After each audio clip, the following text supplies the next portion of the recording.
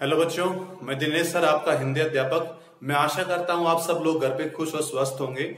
अभी तक आपने क्या किया कि अपना फर्स्ट ड्यूटी दे चुके होंगे। अब हम अपने सेकंड ड्यूटी की तैयारी करेंगे, जिसमें हमारे व्याकरण का सबसे पहला टॉपिक जो होगा वो होगा हमारा समास। तो समास को हम पढ़ने से पहले एक बार क्या करें, इसकी परिभाषा के बारे में जान लें कि आखिर समास क्या होता है। तो बच्चों, एक आगे उदाहरण लिखा हुआ है, हम उसको देखेंगे और जानेंगे कि समास क्या होता है। तो देखिए यहाँ पर लिखा हुआ है राजा का पुत्र, मतलब राजपुत्र। तो बच्चों यहाँ पर हमने क्या किया है, अगर आप देख रहे हो, हमने यहाँ पर बहुत से शब्द थे, मतलब 2 या 3 शब्द थे, और इनको मिलाकर के एक नया शब्द बना दिया। माना कि राजा यहाँ पर भी है, पुत्र यहाँ पर भी है, लेकिन राजा और पुत्र अपने आप में एक अलग से शब्द होते हैं, और इन दोनों ने मिलाकर क्या किया, एक नया शब्द बना दिया। तो ये कहलाया राजपुत्र। ठीक है, यही समास की परिभाषा होती है। समास भी यही होता है क्या कि किसी बात को संक्षिप्त कर देना। जब बहुत से शब्दों को मिलाकर के उनको संक्षिप्त कर दिया जाए तो वो अपने आप में समास कहलाता है। अब समास का कार्य क्या होता है? समास का कार्य होता है नए शब्द का निर्माण करना, जैसे हमारे उपसर्ग ने किया था, हमारे प्रत्यय ने किया था। आपने 6th 7th 8th के अंदर संधि पढ़ी होगी, संधि भी यही काम करती है, लेकिन संधि और समास में हल्का सा अंतर होता है। तो कुल मिला के हमारी समास की परिभाषा क्या बनी कि जब 2 या 2 से अधिक शब्दों को मिलाकर के हम किसी नए शब्द का निर्माण करें, जैसे यहाँ पे किया था हमने, उसको समास कहते हैं। कुल मिला के छोटे शब्दों में हम यह भी बोल सकते हैं कि शब्दों को अपने आप में संक्षिप्त कर देना ही समास प्रक्रिया के अंतर्गत आता है। तो अब हम जानेंगे आगे कि समास के अंग कौन कौन से होते हैं। तो आपके सामने 2 चीजें आपको दिख रही होगी कि यहाँ पर तो शब्दों का बिखराव है, यहाँ पर हमने शब्दों को इकट्ठा कर दिया। यही 2 चीजें ही समास के अंगों के अंतर्गत आती हैं। मतलब समास का जो ये अंग होता है जिसमें शब्दों का बिखराव होता है, हम बच्चों इसको नाम देते हैं समास विग्रह। बच्चों, विग्रह होता है किसी चीज को तोड़ देना, अलग अलग कर देना, तो वो अपने आप में विग्रह कहलाता है। इधर जो राजपुत्र है, इसमें हमने क्या किया, यहाँ पर इन सभी शब्दों को समस्त कर दिया, मतलब इकट्ठा कर दिया। तो ये अपने आप में क्या कहलाएगा, समस्त। और जो बना है हमारे पास, ये पद बना है, तो इसका नाम होता है समस्त पद। कुल मिला के जो अलग अलग शब्द होते हैं उनका नाम होता है समास विग्रह, और जो इकट्ठे होते हैं उनको बोलते हैं समस्त पद। तो ये समास के हमारे 2 अंग होते हैं। अब हम थोड़ा और आगे बढ़ते हैं। हमारे समस्त पद को आप ध्यान से देखिए, यहां पर लिखा हुआ है राजपुत्र। तो अगर आप ध्यान से देखें तो यहां पर भी 2 चीजें प्रयोग हैं जो आपको स्पष्ट दिख रही हैं। एक तो राज है, राज का मतलब यहां पर क्या है, राजा, और पुत्र, पुत्र का मतलब क्या होता है, बेटा। तो ये 2 चीजें हमारे पास हैं। तो इस कारण समस्त पद को भी हम 2 चीजों के अंतर्गत बांटते हैं। सबसे पहली चीज आएगी, इसको हम बोलते हैं बच्चों पूर्व पद, और इसको हम बोलेंगे उत्तर पद।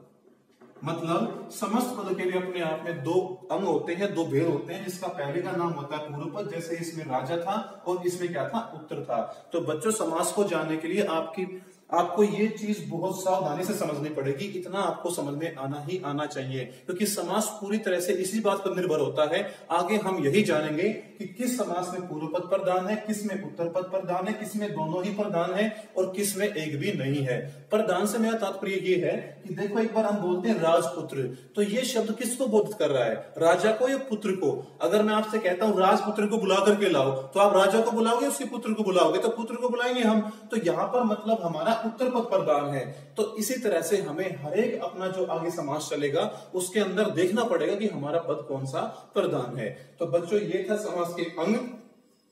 अब हम आगे क्या करेंगे, अब हम समास के भेदों के बारे में पढ़ेंगे। तो एक बार मैं कुछ उदाहरण लिखूंगा यहाँ पर, आप उनको देखना और समझना, और फिर हम आगे उस पर बात करते हैं।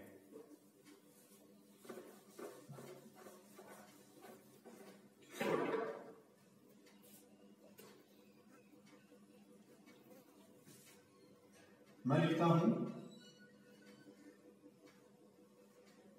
प्रतिदिन भरपेट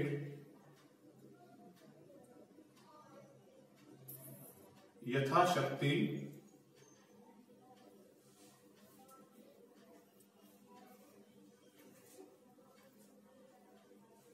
अनजाने।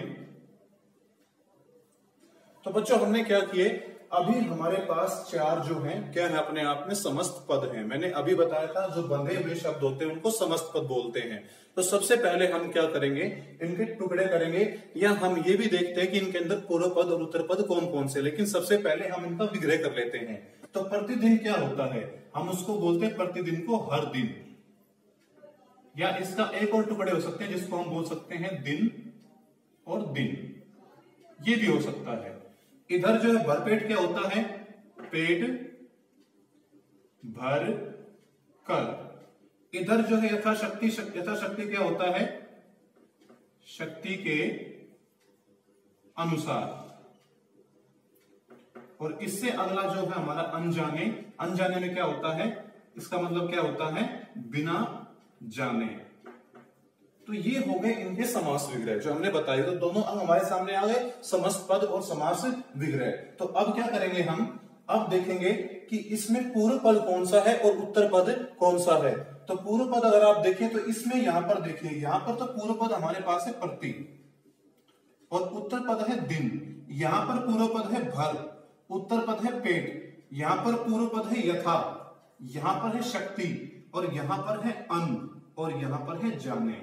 मतलब हमारे पास ये सामने जो लिखे हुए हैं हमारे पूर्व पद हैं। तो इसमें क्या होता है, अब इस पूर्व पद के अंदर अगर आप ध्यान से देख रहे हो, ये सभी अपने आप में अव्यय हैं।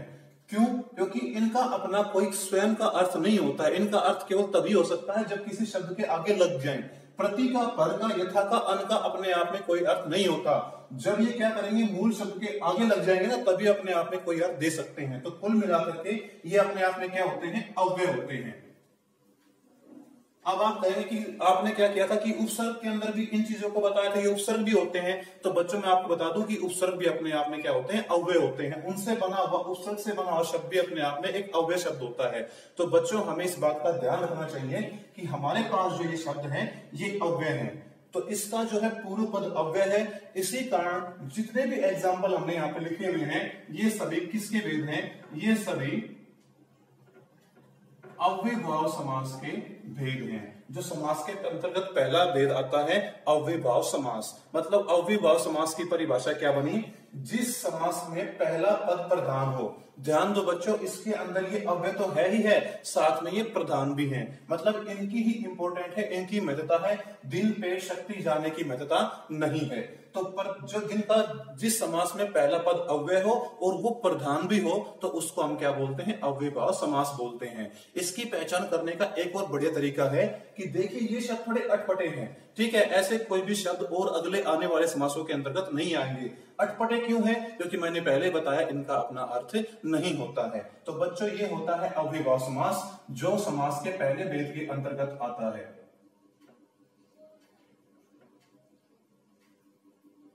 अब हम क्या करेंगे, अब थोड़ा और आगे चलते हैं, हम इसके दूसरे भेद पर पढ़ते हैं।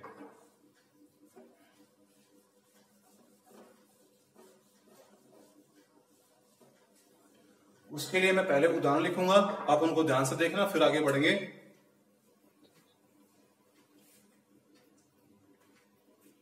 मैंने लिखा जग सुहाता मन गढ़ंत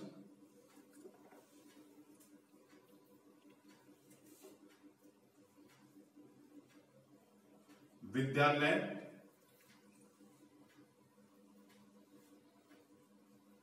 पथ भ्रष्ट राजकुमार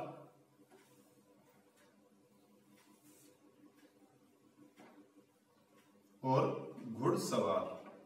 तो बच्चों जैसे हमने पहले भेद के अंतर्गत किया था, वैसे हमने यहां पर क्या किया कि अपने समस्त पद ले लिए हैं। तो हम वही चीज आगे करेंगे कि इसके अंदर हम इसका समास ले रहे कहते हैं। तो जग सुहाता क्या होता है, जग को सुहाता, सुहाता होता है बच्चे बहाना, कि जो जग को भाए, पूरी दुनिया को भाए, उसको बोलते हैं जग सुहाता। मन गढ़ंत होता है मन से गढ़ा गया, मतलब हम अपने मन में ही कोई विचार बना ले तो उसको हम मन गढ़ंत बोलते हैं। विद्यालय क्या होता है सभी जानते हैं, विद्या के लिए आलय। पथ भ्रष्ट क्या होता है, पथ से भ्रष्ट, मतलब जो पथ से क्या हो जाए, अलग हो जाए, उसको बोलते हैं पथ से भ्रष्ट। राजकुमार क्या होता है, अभी बताया था आपसे, राजा का कुमार। कुमार क्या होता है, बेटा। और घुड़सवार क्या होता है?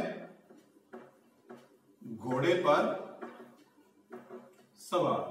तो बच्चों हमने क्या किया, हमने इन समस्त पदों का विग्रह कर लिया। तो अब हम एक बार देखें कि इनके अंदर पूर्व पद और उत्तर पद कौन कौन से हैं। मैं बीच में लाइन लगा देता हूं, इससे जग पूर्व पद है, मन पूर्व पद है, विद्या मतलब विद्या जो है पूर्व पद है, पथ पूर्व पद है, राजकुमार पूर्व पद है, राज पूर्व पद है, और घुड़ में जो है घोड़ा। तो हमारे सामने जो शब्द निकले जग, मन, विद्या, यहां लिख ला पथ, यहां पर है राजा और यहां पर है घोड़ा। तो बच्चों ये हमारे सभी क्या है? पूर्व पद है, और इसके जो इधर है ये हमारे उत्तर पद हैं। अब वही बात हम देखते हैं, हमें वही चेक करना है कि हमारा पूर्व पद प्रधान है, हमारा उत्तर पद प्रधान है। एक बार मैं कहता हूं कि आप राजकुमार, फिर से वही बात आती है कि राजकुमार को बुला के लेके आओ। तो अपने आप बताइए कि आप किसको बुलाएंगे, राजा को या कुमार को? तो सिंपल सी बात, राजा को हम बुलाएंगे, हम उसके बेटे को बुला रहे हैं, कुमार को बुला रहे हैं, तो मतलब हम कुमार को वैल्यू दे रहे हैं। हम कहते हैं घुड़सवार गिर पड़ा। तो अब बताइए आप घोड़ा गिर पड़ा या सवार गिर पड़ा? उसके ऊपर जो सवार था ना वो व्यक्ति गिर पड़ा। मतलब इसमें वैल्यू किसकी है? सवार की वैल्यू है। मतलब जितने भी ये हमारे सामने उदाहरण लिखे हुए हैं इन सब में हमारा द्वितीय पद प्रधान है, उत्तर पद प्रधान है, ये दूसरे वाला पद प्रधान है। आई बात समझ में? और जिसमें दूसरा पद प्रधान होता है उस समास का नाम होता है बच्चों तत्पुरुष समास। तो उस समास का नाम होता है तत्पुरुष समास। मतलब जिसमें दूसरा पद प्रधान हो, यहां पर सुआता, यहां पर गड़ंत, यहां पर आल्य, और यहां पर भ्रष्ट, यहां पर कुमार और यहां पर सवार। मतलब ये द्वितीय पद है और ये अपने आप में प्रधान है। यहाँ पर इनकी ही मतलब अपने आप में प्रधानता है, तो ये अपने आप में तत्पुरुष समास है। तो तत्पुरुष समास की हमारी परिभाषा क्या बनी कि जिसके समस्त पद में उत्तर पद प्रधान हो हम उसको क्या बोलते हैं? तत्पुरुष समास बोलते हैं। लेकिन हमें इसके साथ इसकी एक और बहुत बड़ी पहचान होती है, उससे भी हम देख सकते हैं। अगर आपने इसके विग्रह पर कभी नोट किया हो तो विग्रह में क्या होता है? कारक की विभक्ति का प्रयोग होता है। कारक आपने पढ़े होंगे पहले। कारक कौन कौन से होते हैं? कर्ता ने कर्म को कर्ण से, संप्रदान के लिए, अपादान से, संबंध काके के, अधिकरण में पर। तो इसका भी जो समास विग्रह होता है ना उसके अंदर कारक की विभक्ति का प्रयोग होता है। जैसे देखिए, कर्ता ने कर्म को कर्ण से, संप्रदान के लिए, अपादान से, संबंध काके की, अधिकरण में पर। मतलब जितने भी मैंने गोले लगाए हैं इन सभी के बीच में क्या है? कारक की विभक्तियां हैं। तो इसकी ये भी सबसे बड़ी पहचान होती है तत्पुरुष समास की कि इसके अलावा किसी और में कारक की विभक्ति का प्रयोग नहीं होता। अगर होता है तो कुछ और भी होता है और दूसरे समासों में, लेकिन इसमें तो जो दोनों पद होंगे वो अपने आप में कारक की विभक्ति से जुड़े होंगे, इनमें से किसी न किसी एक में से। ठीक है, तो अब हमारी तत्पुरुष समास की परिभाषा क्या बनी कि जिस समास में दूसरा पद प्रधान हो, उत्तर पद प्रधान हो, और जिसमें किसी मतलब दोनों पदों को कौन बांधे? दोनों पदों को कोई कारक की विभक्ति बांध के रखे, हम उसको क्या बोलते हैं? तत्पुरुष समास बोलते हैं। तो बच्चों आज इतना ही। आपने आज जाना समास किसे कहते हैं, उसके दो भेदों के बारे में पढ़ा। कौन कौन सा? अव्ययभाव और तत्पुरुष। अव्ययभाव में हमने पहले बताया था कि अव्ययभाव में हमारा पूर्व पद पहला पद प्रधान होता है और तत्पुरुष में हमारा दूसरा पद प्रधान होता है। तो ये थे हमारे दो भेद। बाकी हम जो भेद है वो अगली वीडियो में जानेंगे।